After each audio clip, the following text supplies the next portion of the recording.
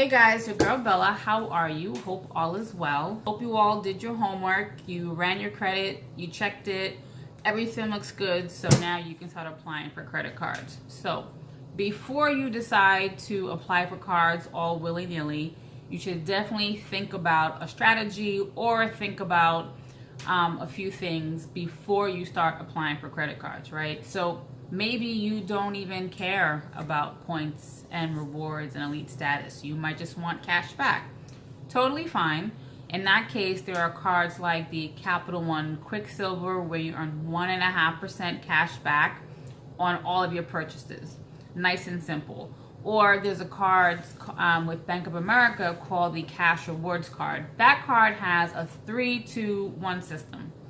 3% cash back on gas, 2% cash back on groceries, and 1% cash back on everything else. And there's no annual fee. So that might be a card that's more of your speed. Speaking of annual fees, do you even want to pay an annual fee? I know when I first started, I absolutely refused to pay an annual fee. It didn't make sense to pay an annual fee to have a credit card. I just didn't want to do that. So now I'm a bit more seasoned, right? So I understand that paying an annual fee isn't horrible as long as the perks and benefits that you're getting in return outweigh the annual fee that you're paying. So that's something to think about.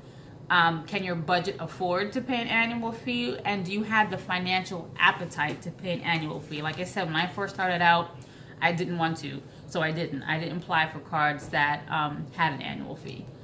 So the next thing to think about when applying for credit cards, do you have a preferred airline or hotel chain?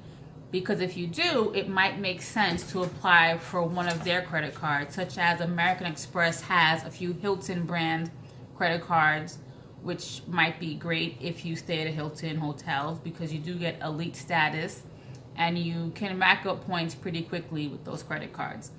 Or maybe your preferred airline is Delta. American Express has a few Delta cards, and with those cards, you would get a free check bag for you and up to 8 companions traveling on the same itinerary. That could be a huge savings for a family. Or maybe you don't have any loyalty to any particular brand. Maybe you want to, maybe when you travel, you only use the cheapest airline or the hotel that offers you the best rate. If that's the case, you may want to go with a credit card that has a bit more flexibility in its currency, such as the Chase Sapphire Preferred or the American Express Platinum.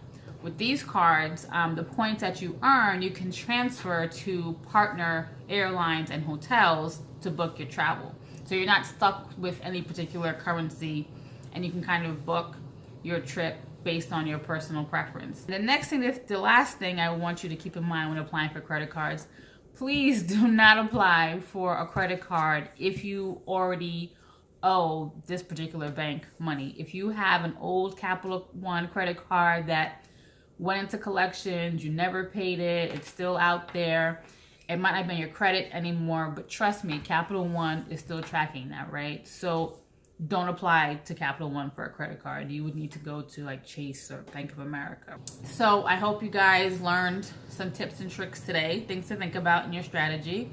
If you have any questions or comments, put them below. All right, guys, catch you later. Ciao.